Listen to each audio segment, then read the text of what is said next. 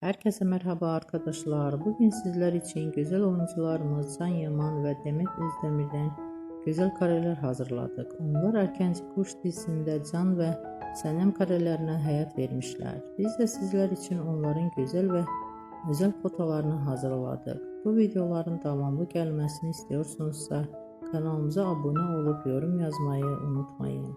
Hoşça kalın.